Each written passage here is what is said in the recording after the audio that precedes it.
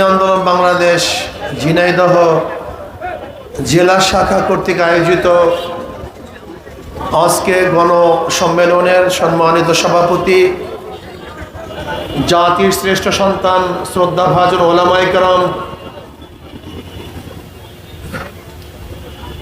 ইসলাম প্রিয় দেশপ্রেমিক ভাইয়েরা আমার, ইসলামী আন্দোলন বাংলাদেশ কি ও কেন আমরা অনেকেই জানি, অনেকেই জানি না। ইসলামী আন্দোলন বাংলাদেশ বিশ্বাস করে শুধু দেশ, দল এবং নেতা পরিবর্তনের মাধ্যমে শান্তি আসতে পারে না, মানুষের মুক্তি আসতে পারে না, মানুষের বৈষম্য দূর হতে পারে না। ইসলামী আন্দোলন বাংলাদেশ উদাহরণস্বরূপ পেশ করেন, আমরা যেই ভূখণ্ডে দাঁড়িয়ে আছি এই ভূখণ্ড বারবার পরিবর্তন হয়েছে। এই ভূখণ্ডের একসময় মালিক ছিলাম, শাসক ছিলাম আমরা মুসলমান। দীর্ঘ 750 বছর বা 800 বছর পর্যন্ত মুসলমান এই ভূখণ্ড শাসন করেছে। কিছু মুনাফেক, চাটুকর, বেঈমানদের কারণে ব্রিটিশ 200 বছর এদের শোষণ করেছে, নির্যাতিত হয়েছিল মুসলমান। আপনারা জানেন দিল্লির মধ্যে 80,000, এই বাংলার 80,000 মাদ্রাসাকে ধ্বংস করা হয়েছিল। ভাই মাইক কমায় দেন, আপনি মাইক বাড়ান কেন? মাইক কমান। এই বাংলার মধ্যে 80,000 মাদ্রাসাকে ধ্বংস করা হয়েছিল, দিল্লির মধ্যে 1,000 মাদ্রাসাকে ধ্বংস করা হয়েছিল, 80,000 আলেমকে হত্যা করা হয়েছিল। চাকরি চর থেকে শুরু করে খায়বার পর্যন্ত এরকম কোনো গাছ ছিল না যে গাছের মধ্যে একজন আলেমকে ফাঁসিতে ঝুলানো হয় নাই। 1803 ঈসাই সালে ব্রিটিশ যখন দিল্লি দখল করেছে জাফরের থেকে, সেই সময় শাহ আব্দুল আজিজ সাহেব রহমতুল্লাহ আলাইহি ঘোষণা দিয়েছিলেন, আজকের থেকে পাকভূত উপমহাদেশ দারুল ইসলাম নয়, দারুল হরব। এদের বিরুদ্ধে আন্দোলন করা, সংগ্রাম করা প্রত্যেকটা মানুষের জন্য ফরজে আইন। ওই দিনেই ব্রিটিশ হটাও আন্দোলনের সূচনা হয়েছিল। আপনারা জানেন 1857 ঈসাই সালে যে সিপাহী বিপ্লব, আজাদী আন্দোলন হয়েছিল, সেই সিপাহী বিপ্লব, আজাদী আন্দোলনের সূচনায় ছিলেন, নেতৃত্ব প্রদান করেছেন হাজী ইমদাদুল্লাহ মুহাজির মক্কি রহমতুল্লাহ আলাইহি, রশিদ আহমদ গঙ্গুই রহমতুল্লাহ আলাইহি, কাসিম নাদুর রহমতুল্লাহ আলাইহি, জাফর থানসার রহমতুল্লাহ আলাইহি। তাদের আন্দোলনের প্রেক্ষিতেই এদেশ থেকে ব্রিটিশ হটতে বাধ্য হয়েছিল। ভেবেছিলাম বৈষম্য দূর হবে, মানুষ শান্তি পাবে, মুক্তি পাবে, কিন্তু আমরা কি দেখলাম? ভারতের সংখ্যাগরিষ্ঠ হিন্দুরা মুসলমানদের সাথে বৈষম্য করছে, সাম্য, মানবিক মর্যাদা, সামাজিক ন্যায় বিচার প্রতিষ্ঠিত করছে না। আবার মুসলমানরা চিন্তা করছে মুসলমানদের জন্য আলাদা এক ভূখণ্ডের প্রয়োজন, স্বতন্ত্র এক দেশের প্রয়োজন। এই মুসলমানদের দাবির ভিত্তিতেই 47-এ পাকিস্তান নামীয় একটা স্বাধীন দেশ আমরা করেছিলাম। এই পাকিস্তানের পিছনে নেতৃত্ব দিয়েছিল মুসলমান। আমাদের প্রত্যেকটা মুসলমানকে জানতে হবে ভারত থেকে পাকিস্তান আলাদা হওয়ার কারণটা কি ছিল। ভৌগোলিক কোনো কারণ না, রীতির কোনো কারণ না, ভাষার কোনো কারণে নয়। একমাত্র কারণ ছিল পশ্চিম পাকিস্তানের মানুষগুলিও সংখ্যাগরিষ্ঠ মুসলমান এবং পূর্ব পাকিস্তানের মানুষগুলিও সংখ্যাগরিষ্ঠ মুসলমান। কাজে ভারত থেকে পাকিস্তান নামে একটা দেশ আলাদা হওয়ার পিছনে একমাত্র কারণ ছিল ইসলাম এবং মুসলমান। কাজী এই দেশ মুসলমানদের দেশ, অন্য কারোর দেশ না। অবশ্যই মনে রাখতে হবে দেশ মুসলমানদের, অধিকার সবার। মুসলমানদের কারণেই এদের স্বাধীন হয়েছিল, অন্য কোনো কারণে নয়। কাজী যারা মনে করেন এই দেশ অন্য কার আইন চলবে, অন্য কোনো আদর্শ বাস্তবায়ন হবে, তারা ভুল করতেছেন। এদেশ মুসলমানদের, এখানে আদর্শ সব মুসলমানদের। এ দেশে মুসলমানদের অধিকার থাকবে সবার। মনে রাখতে হবে, প্রতিষ্ঠান আমি করেছি, পড়ার অধিকার সবার। রাস্তা আমি করেছি, হাঁটার অধিকার সবার। বাজার আমি মিলিয়েছি, বাজার করার অধিকার সবার। দেশ মুসলমানদের অধিকার সবার। যেরকম ঢাকা ইউনিভার্সিটি সলিমুল্লাহ রহমতুল্লাহ আলাই করেছেন, তার অফুকৃত 600 একর জমির মধ্যে ঢাকা ইউনিভার্সিটি অন্য কাউর না, ওটা একমাত্র মুসলমানদের। আপনারা জানেন ঢাকা ইউনিভার্সিটি করার পিছনে কারা বাধা দিয়েছিল? হিন্দুরা 41 বার, একবার দুইবার নয়, 41 বার ব্রিটিশ সরকারের কাছে দরখাস্ত করেছিল। এমনকি গড়াইয়ের মাঠে রবি ঠাকুরের সভাপতিত্বে সেখানে আন্দোলন হয়েছিল, ঢাকায় যেন ইউনিভার্সিটি না হয়। ঢাকা ইউনিভার্সিটি হলে তাহলে সেখানে মুসলমানরা শিক্ষিত হয়ে যাবে। যারা ঢাকা ইউনিভার্সিটি স্থাপন করতে বাধা দিয়েছিল তারাই নাকি এখন নন সাম্প্রদায়িক। আর আমরা যারা রক্তের উপরে, জীবনের উপরে ইউনিভার্সিটি করেছি, আমরা নাকি সাম্প্রদায়িক। আপনি চিন্তা করতে পেরেছেন? ঢাকা ইউনিভার্সিটি মুসলমানদের, নওয়াব সলিমুল্লাহ ইউনিভার্সিটি পড়ার অধিকার সবার, কিন্তু সেখানে বৈষম্য করা হয়েছে। সেই কথা আমি বলবো। পাকিস্তান করেছিলাম, ভেবেছিলাম বৈষম্য দূর হবে, মানুষ শান্তি পাবে, মুক্তি পাবে। কিন্তু আমরা কি দেখলাম? আবার পশ্চিম পাকিস্তানের লোক পূর্ব পাকিস্তানের সাথে বৈষম্য করছে, অধিকার দিচ্ছে না। আমরা চিন্তা করলাম যদি পশ্চিম পাকিস্তান থেকে পূর্ব পাকিস্তানকে আলাদা না করা হয় তাহলে মানুষ শান্তি পাবে না, মুক্তি পাবে না। আবার আমরা আন্দোলন করলাম, সংগ্রাম করলাম, 71-এ বাংলাদেশ নামে এক স্বাধীন বাংলাদেশ গঠন করলাম। ভেবেছিলাম এবার কি হবে? মানুষ মুক্তি পাবে, শান্তি পাবে। আপনারা কি জানেন পাকিস্তান থেকে পূর্ব পাকিস্তানকে আলাদা করার পিছনের সেই স্লোগান কি ছিল? অধিকাংশ ছাত্ররা জানে না, অধিকাংশ মানুষ জানে না। অথচ দেখবেন আমাদের দেশের মানুষ কি জানে? আমাদের দেশের মানুষ জানে গণতন্ত্রবাদ, সমাজতন্ত্রবাদ, ধর্মনিরপেক্ষবাদ, জাতীয়তাবাদের ভিত্তিতে এদের স্বাধীন হয়েছে। সমস্ত মিথ্যে কথা, সমস্ত মিথ্যে কথা। 71-এর সেই ঘোষণা ছিল সাম্য, মানবিক মর্যাদা, সামাজিক ন্যায় বিচার। সাম্য, মানবিক মর্যাদা, সামাজিক ন্যায় বিচার প্রতিষ্ঠিত করার জন্যই আমরা পশ্চিম পাকিস্তান থেকে পূর্ব পাকিস্তান আলাদা হয়ে বাংলাদেশ নামেও একটা রাষ্ট্র গঠন করেছিলাম। কিন্তু 72-এর সংবিধানে ভারতের যে সংবিধানের মূলনীতি, ভারতের সংবিধানের মূলনীতি গণতন্ত্রবাদ, সমাজতন্ত্রবাদ, ধর্মনিরপেক্ষবাদ, জাতীয়তাবাদ। সেই ভারতের সংবিধানের মূল 4 নীতি আমাদের সংবিধানে ভারত চাপিয়ে দিয়েছে। কাজে এই মূল 4 নীতি, এটা বাংলাদেশের মুসলমানদের মূল 4 নীতি নয়, বরং ভারতের চাপানো মূল 4 নীতি।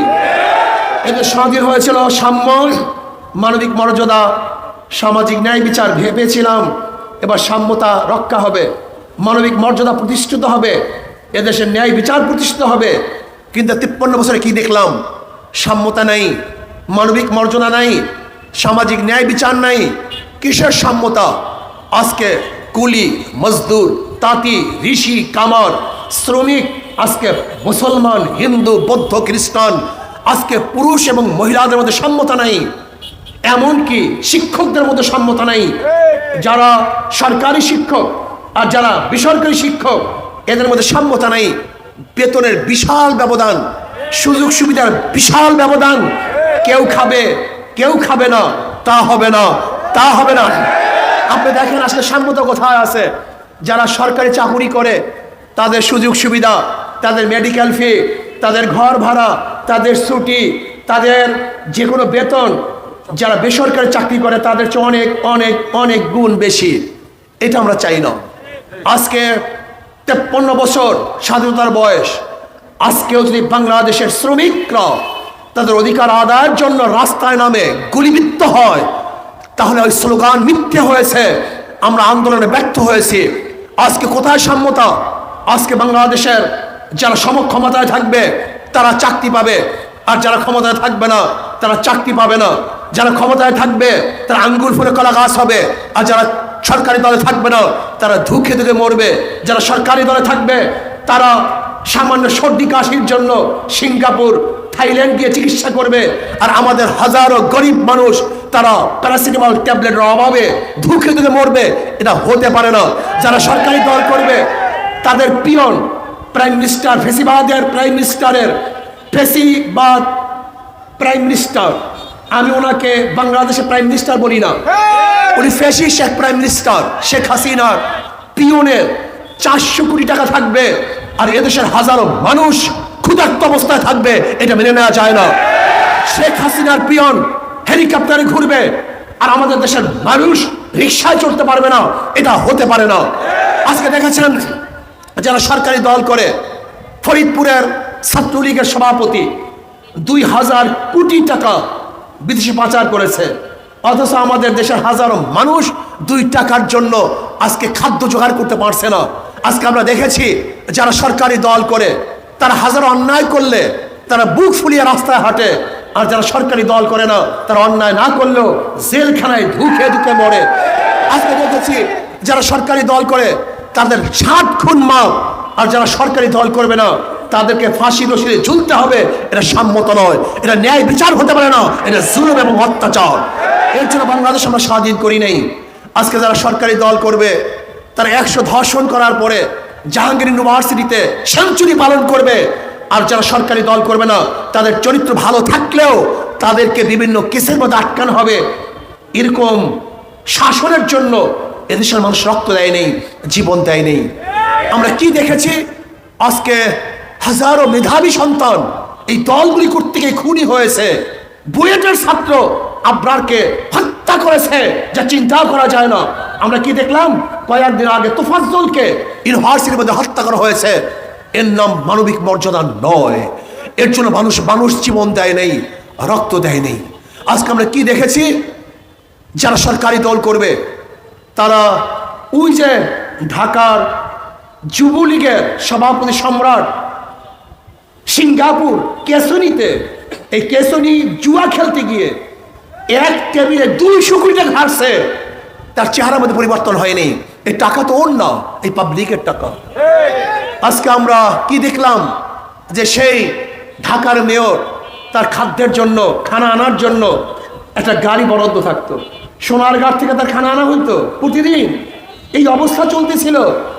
বাংলাদেশের হাজারো গরিব মানুষের ভ্যাট ট্যাক্সের টাকাগুলি নিয়ে ওরা মদ এবং আড্ডার মধ্যে লিপ্ত থাকতো। ওরা বাংলাদেশের টাকাগুলি ধ্বংস করে ফেলেছে। 14 লক্ষ কোটি টাকা বিদেশে পাচার করেছে, 14 লক্ষ কোটি টাকা, 98,000 কোটি টাকা আত্মসাৎ করেছে। শুধু কি তাই? আজকে বাংলাদেশের প্রত্যেকটা নাগরিকের মাথার উপরে 1.5 লক্ষ টাকা ঋণ।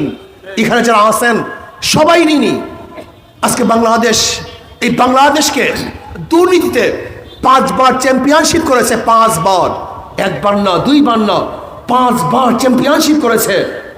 এমন কোনো জায়গা নাই যে জায়গায় দুর্নীতি নাই, এমন কোনো জায়গা নাই, এমন কোনো খাত নাই যে খাতের মধ্যে অপকর্ম নাই। আজকে সমস্ত প্রতিষ্ঠানগুলিকে ধ্বংস করে ফেলেছে, সমস্ত প্রতিষ্ঠানগুলিকে দলীয়করণ করা হয়েছে, সমস্ত প্রতিষ্ঠানগুলিকে বিকারগ্রস্ত করা হয়েছে। এখানে মানুষ বসবাস করে না, মনে হয় যেন কত জানোয়ার বসবাস করে। এরকম দেশের জন্য আমরা আন্দোলন করি নাই, সংগ্রাম করি নাই। এর কারণটা কি? বারবার দেশ পরিবর্তন হয়েছে, দল পরিবর্তন হয়েছে। আমরা মুসলিম লীগের দল দেখেছি যাদের নেতৃত্বে পাকিস্তান স্বাধীন হয়েছিল, বিলুপ্ত হয়ে গেছে। আমরা আওয়ামী লীগ দেখেছি যাদের নেতৃত্বে 71-এর যুদ্ধ হয়েছিল। এরপর বিএনপি শাসন দেখেছি, জাতীয় পার্টি শাসন দেখেছি, জোট সরকারের শাসন দেখেছি, পুরুষ নেতৃত্ব দেখেছি, মহিলা নেতৃত্ব দেখেছি, কিন্তু মানুষের ভাগ্যের পরিবর্তন দেখি নেই, মানুষের শান্তি দেখি নেই। আজকে বাংলাদেশের হাজারো মানুষ খোলা আকাশে নিচে ঘুমায়। আজকে বাংলাদেশের হাজারো মানুষ বিভৎস অবস্থায় থাকে। আজকে বাংলাদেশের হাজারো মানুষ এক মুঠা খাদ্যের জন্য ডাস্টবিনে কাক কুকুরের সাথে লড়াই করে। আজকে বাংলাদেশের মানুষ ক্ষুধার তাড়নায় বাচ্চাকে বিক্রি করে দেয়। আজকে বাংলাদেশের মানুষ ক্ষুধার তাড়নায় সমস্ত পরিবার সবাই একসাথ হয়ে আত্মহত্যা করে। আজকে বাংলাদেশের মানুষ রাস্তায় ঘুমাবে। আজকে হাজারো বাংলাদেশের গরিব মেধাবী ছাত্ররা টাকার অভাবে উচ্চ শিক্ষায় শিক্ষিত হতে পারবে না, এটা মানা যায় না। আজকে পুরুষ মহিলাদের মধ্যে বিভেদ থাকবে, আজকেও মুসলমান, হিন্দু, বৌদ্ধ, খ্রিস্টানদের মধ্যে বৈষম্য থাকবে। এটা আমরা চাই না। আমরা প্রত্যেকটা মানুষের ন্যায্য অধিকার প্রতিষ্ঠিত করতে চাই, জেলেদের ন্যায্য অধিকার প্রতিষ্ঠিত করতে চাই, আমরা শ্রমিকদের অধিকার প্রতিষ্ঠিত করতে চাই, আমরা কামার, মজুর, তাঁতি, ঋষি, মেতর, শ্রমিক, বাংলাদেশের প্রত্যেকটা জনগণের ন্যায্য অধিকার প্রতিষ্ঠিত করতে চাই। আজকে চাই ইনসাফ প্রতিষ্ঠা করতে, আজকে চাই গরিবদেরকে ধনী বানাবার জন্য। আর বাংলাদেশের বর্তমানে যে অর্থনীতি চলতেছে, এই আমত পর্যন্ত অর্থনীতি চললে গরিব কোনোদিন ধনী হবে না, বরং ধনীরা ধনী হবে, গরিবরা গরিব হবে। যেমন আজকে আপনি যাবেন, এই ব্যাংকে যান, এই পূবালী ব্যাংক সামনে আছে, কোন এক রিক্সাওয়ালা ঠেলাওয়ালা যদি গিয়ে বলে ব্যাংক ম্যানেজার সাহেব আমাকে 5 লক্ষ টাকা ঋণ দেন, সে বলবে মর্গেজ আছে, বলবে আমি তো খয়রাতি, আমি মর্গেজ পাবো কোথায়? টাকা আপনার জন্য না, যার টাকা আছে ব্যাংক তাকেই টাকা দেয়। তাহলে ব্যাংক ধনীকে ধনী বানায়, গরিবকে ধনী বানায় না। ব্যাংক যার টাকা আছে তাকে টাকা দেয়, যাকে টাকা দিছে তার ঋণ মাফ হয়, তারই ইন্টারেস্ট মাফ হয়। একজন ধনীকে ব্যাংক 4 বার ধনী বানায়, আর একজন গরিবের পেটের মধ্যে এই বর্তমান অর্থনীতি 5 বার লাথি দেয়। আগের থেকে 5 লক্ষ টাকা নাই, 1 লাথি। ব্যাংক থেকে 5 লক্ষ টাকা দেয় নাই, 2 লাথি। তার লোন মাফ হয় নাই, 3 লাথি। তার ইন্টারেস্ট মাফ হয় নাই, 4 লাথি। আর যেই বড় লোকের টাকা মাফ করা হয়েছে, এই টাকাগুলি যে বাংলাদেশ ব্যাংকে থাকতো, বাংলাদেশের নাগরিক হিসাবে সেই টাকার অংশ গরিব ছিল, কিন্তু বড় লোককে টাকা মাফ করার কারণে গরিবের পেটের মধ্যে আর 1 লাথি। কয় লাথি? 5 লাথি। আর বড় লোককে 4 বার ধনী। এই অর্থনীতি কিয়ামত পর্যন্ত ধনী ধনী হবে, গরিব কোনোদিন ধনী হতে পারবে না। আর ইসলামী অর্থনীতি অ্যাপ্লাই করলে আমি কসম দিয়ে বলতে পারি, আগামী 5-10 বছর পরে বাংলাদেশের সমস্ত গরিবরা দরিদ্র সীমার উপরে চলে যাবে, সবাই দরিদ্র সীমার উপরে চলে যাবে। কিন্তু ইসলামী অর্থনীতি গরিবদের জন্য, কোনো বড় লোকদের জন্য নয়। ইসলামী অর্থনীতি সব গরিবদের জন্য। যাকাত কাদের জন্য? গরিবদের জন্য। ওসর কাদের জন্য? গরিবদের জন্য। দান কাদের জন্য? গরিবদের জন্য। সদকা কাদের জন্য? গরিবদের জন্য। মানত কাদের জন্য? গরিবদের জন্য। ইসলামের গোটা অর্থনীতি গরিবদের জন্য, অথচ কপাল পোড়া গরিব। ইসলামকে পছন্দ করো না, তোমাদের সে বড় কপাল পোড়া দুনিয়াতে হতে পারে না। বর্তমান বাংলাদেশের গভর্নর কি বলতেছেন জানেন? বর্তমান বাংলাদেশের গভর্নর বলতেছে মাত্র 4 পরিবার, কয় পরিবার? 2 লক্ষ কোটি টাকা নিয়ে গেছে। 2 লক্ষ কোটি টাকা, মাত্র 4 পরিবার 2 লক্ষ কোটি টাকা নিয়ে গেছে। আপনি কি জানেন বাংলাদেশের গোটা পাবলিকের কাছে যে টাকা, এই পরিমাণের টাকা কাদের কাছে আছে? মাত্র 20-25 পরিবারের কাছে। মাত্র 20-25 পরিবারের কাছে। গোটা বাংলাদেশের জনগণের কাছে যেই পরিমাণের টাকা, মাত্র 25 পরিবারের কাছে সেই পরিমাণের টাকা আছে। অথচ গরিবরা জানি না। সমস্ত টাকা আত্মসাৎ করা হচ্ছে সব বড় লোকদের জন্য, গরিবদেরকে ফাঁকা। গরিবদের জন্য শুধু 500 টাকায় ভোট কেনার জন্য টাকা বরাদ্দ করা হয়, কিন্তু গরিবদেরকে চলার জন্য কোনো বরাদ্দ করা হয় না। ভোট কেনার জন্য 500 টাকা, একটা ফেন্সিডিলের পয়সা, একটা গাঁজার কলকি ধরিয়ে দেয়। 500 টাকার মধ্যে গরিবদের ভোট ক্রয় করে ওই বড় লোকরা আঙ্গুল ফুলে কলা গাছ হয়। ওরা কানাডায় বেগম পাড়ায় বাড়ি করে, ওরা আমেরিকায় বাড়ি করে। আপনি কি জানেন ভূমিমন্ত্রী, এই ফ্যাসিস্ট ভূমিমন্ত্রী কতগুলি বাড়ি আছে আমেরিকাতে? হ্যাঁ, 150-এর উপরে তার বাড়ি। ইউরোপে 60টা বাড়ি। আপনি চিন্তাই করতে পারবেন না। বিগত দিনের সেই যে পুলিশ যারা সদস্য ছিল, যারা এনবিআর এর সদস্য ছিল, দায়িত্বশীল ছিল, এদের চুরির অবস্থা দেখে চিন্তাই করতে পারবেন না। কি পরিমাণ চুরি করেছে, কি পরিমাণ আত্মচার করেছে। এর কারণটা কি? এর মূল কারণ হলো মাদার গাছ লাগিয়ে আমের আশা করা যায় না, তেঁতুল গাছ লাগিয়ে মিষ্টি ফলের আশা করা যায় না। আমরা বারবার একটা কথা বলি, একজনের নাম এ, একজনের নাম বি, একজনের নাম সি। এও চোর, বিও চোর, সিও চোর। ক্ষমতা আছে এ, সে কি করবে? হটাও এ, বসাও বি, সে কি করবে? হটাও বি, বসাও সি, সে কি করবে? নেতার পরিবর্তন হয়েছে, দলের পরিবর্তন হয়েছে, নীতি আদর্শ পরিবর্তন হয়নি। কথাটা বুঝাতে পারি নেই। এ বি সি দিয়ে কোনোদিন ভাগ্যের পরিবর্তন করা যায় না। ওসি পরিবর্তন হয়, ডিসি ট্রান্সফার হয়, এসপি চেঞ্জ হয়, কিন্তু দুর্নীতি কথা বলেন না কেন? ঘুষ, অপকর্ম, কারণটা কি? ডিসি পরিবর্তন হয়, এসপি পরিবর্তন হয়, ওসি পরিবর্তন হয়, ঘুষ যায় না কেন? মনে রাখতে হবে, যতদিন পর্যন্ত নীতি আদর্শের পরিবর্তন না হবে ততদিন পর্যন্ত যত সরকার পরিবর্তন করো, যত ব্যক্তি পরিবর্তন করো, মানুষের ভাগ্যের পরিবর্তন হবে না। এই জন্য শুধু নেতা নয়, নীতির পরিবর্তন চাই। শুধু নেতা নয়, নীতির পরিবর্তন চাই। যতদিন পর্যন্ত নীতি আদর্শের পরিবর্তন না হবে ততদিন পর্যন্ত আন্দোলন করবা, সংগ্রাম করবা, রক্ত দিবা, কিন্তু মানুষের ভাগ্যের পরিবর্তন দেখবা না। এই জন্য আসুন না আমরা নীতির পরিবর্তন করি, শুধু নেতা নয়, নীতির পরিবর্তন করি। ইসলামী আন্দোলন বাংলাদেশ নিজেকে পরিবর্তনের ভিত্তিতে দেশকে পরিবর্তন করতে চায়, নিজেকে গড়ার ভিত্তিতে দেশকে গড়তে চায়। নিজে আগে পরিবর্তন হও, তারপর দেশকে পরিবর্তন করো। চোরের দ্বারা চুরি বন্ধ করা যায় না, ধর্ষকের দ্বারা ধর্ষণ বন্ধ হয় না। আপনাকে মনে রাখতে হবে, দুর্নীতিবাজের মাধ্যমে দুর্নীতি বন্ধ করা যায় না, ডাকাতের মাধ্যমে ডাকাতি বন্ধ করা যায় না, ঘুষখোরের মাধ্যমে ঘুষ বন্ধ করা যায় না। ঠিক নীতি আদর্শবান ব্যক্তি ব্যতীত নীতি আদর্শ পরিবর্তন করা যায়। এই জন্য আসুন না ইসলামী আন্দোলন বাংলাদেশের লোকগুলির চেহারা দেখেন, যাদের চেহারার সাথে মদিনাওয়ালার মিল আছে কি নেই। যারা মদিনাওয়ালার ইসলাম বাস্তবায়ন করতে চায়, মডারেট না, মডিফিকেশন ইসলামের মধ্যে জায়েজ নেই। যদি কেউ মনে করে মডার্ন ইসলাম কায়েম করব, মডার্ন ইসলাম কায়েম করবে এই কথা বলার সাথে সাথে বেঈমান হয়ে যাবা। ইসলামের মধ্যে পরিবর্তন সংযোজন বিয়োজন করার ক্ষমতা কারোর নেই। ইসলাম যেইভাবে ছিল এইভাবে আছে, এইভাবেই থাকবে। তোমার মন করে ইসলাম বাংলাদেশে কায়েম হতে দেওয়া হবে না ইনশাআল্লাহ। কোন বাতিল ইসলাম বাংলাদেশের মানুষ গ্রহণ করবে না, করতে পারে না। বাতিল ইসলামকে আমরা প্রত্যাখ্যান করি, হক ইসলামকে প্রতিষ্ঠিত করি। এর জন্য প্রয়োজন হলো পিআর সিস্টেমের নির্বাচন, সংখ্যানুপাতিক হারে নির্বাচন চাই।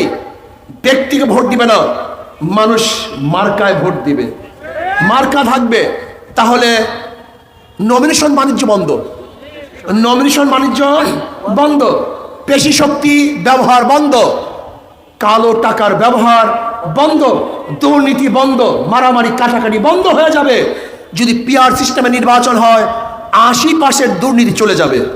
যেখানে মার্কায় ভোট হবে, ধরে নেন যদি হাত পাখা মার্কায় 30% ভোট পায়, তাহলে 130 কয়জন সিট? 30টা সিট।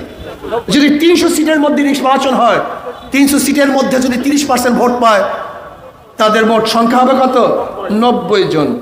তাহলে প্রত্যেকটা পার্টি পার্টিসিপেট করতে পারবে সংসদের মধ্যে, সবার সংসদ হবে, সবাই সবার কথা বলতে পারবে।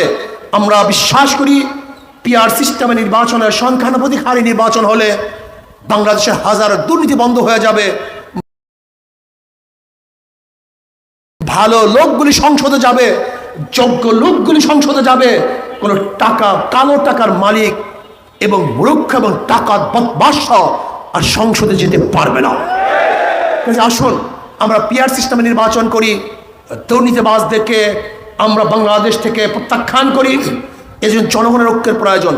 জনগণ ঐক্য হন যেই দলের মধ্যে, যেই গোষ্ঠীর মধ্যে, যেই ব্যক্তির মধ্যে দুর্নীতি আছে, চুরি আছে, ডাকাতি আছে, যারা চাঁদাবাজি করে, খুন করে, ধর্ষণ করে, অবৈধ টাকা কামাই করে, 5ই আগস্টের পরে যারা বাংলাদেশের দখলদারি করেছে, চাঁদাবাজি করেছে, ওদেরকে প্রত্যাখ্যান করুন। ভালো মানুষকে গ্রহণ করুন, ভালো দলকে গ্রহণ করুন, তাহলে দেশের মানুষ শান্তি পাবে, মুক্তি পাবে। আল্লাহ আমাকে এবং আমাদের সবাইকে ইসলাম অনুযায়ী দেশ গড়ার তৌফিক দান করেন। আজকের থেকে প্রত্যেকটা মানুষের দ্বারে দ্বারে, ঘরে ঘরে দাওয়াত পৌঁছাতে হবে। আজকের থেকে প্রত্যেকটা মানুষের দ্বারে দ্বারে, ঘরে ঘরে ইসলামী আন্দোলনে হাত পাকার দাওয়াত পৌঁছাবে। রাজি আছেন ইনশাআল্লাহ? মাত্র 2টা ঘন্টা সময় দেব, মাত্র 2টা ঘন্টা সময় দেব। কে কে রাজি আছেন? নারায়ে তাকবীর, নারায়ে তাকবীর।